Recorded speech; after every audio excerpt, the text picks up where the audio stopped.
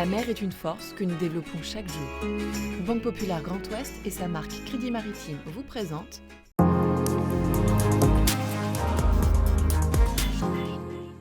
Bonjour et bienvenue dans ce nouveau numéro de Ma Planète Bleue, le magazine des amoureux de la mer. Au programme de ce nouvel épisode, la route du Rhum se prépare à quelques jours du départ de la célèbre course transatlantique.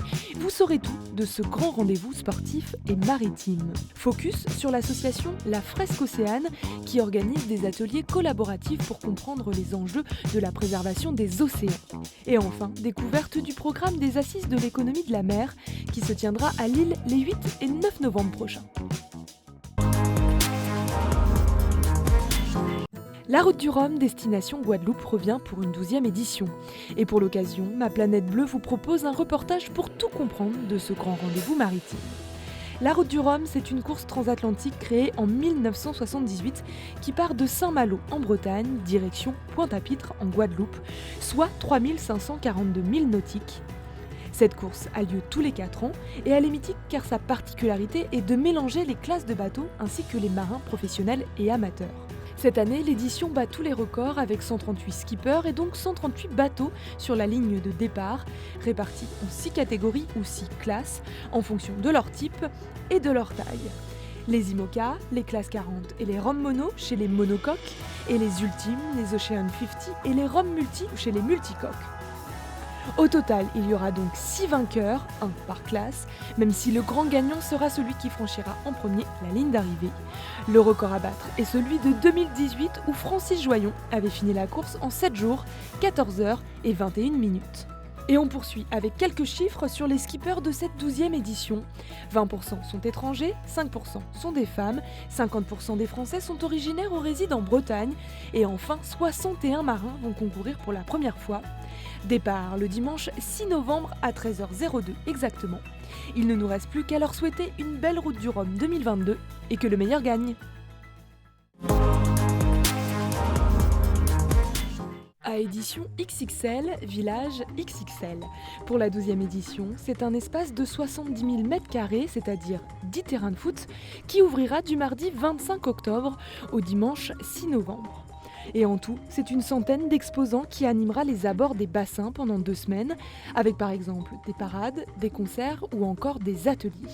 L'accès est libre et gratuit, et pour les horaires, le village est ouvert de 10h à 22h, sauf aux dates qui s'affichent, où les portes fermeront à 20h. Attention, le dernier jour, le village fermera à 17h, quelques heures après le départ des skippers.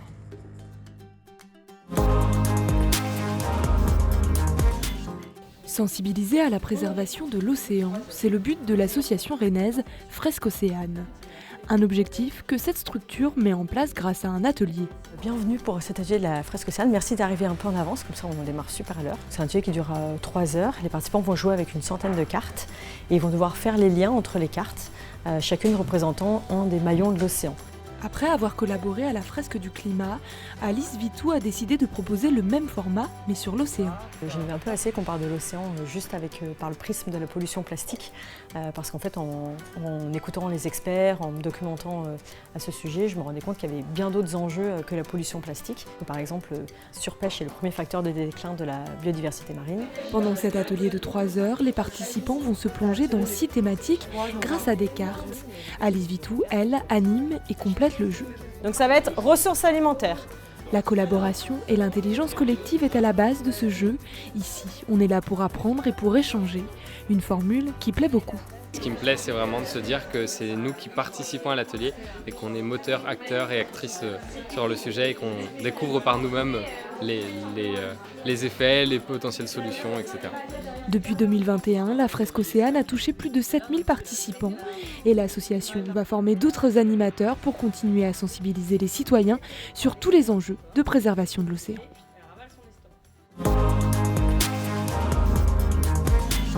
Les Assises de l'économie de la mer reviennent du 8 au 9 novembre. L'événement annuel s'installe à Lille pour 2 jours. Au programme, de nombreuses tables rondes et des entretiens croisés avec des thématiques diverses, comme diminuer son empreinte environnementale, le développement des énergies marines ou encore la place des ports français face à la concurrence européenne. Les organisateurs attendent près de 1400 participants pour ce grand rendez-vous maritime.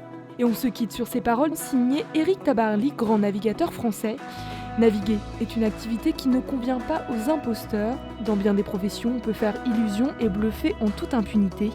En bateau, on sait ou on ne sait pas. Bon vent à tous.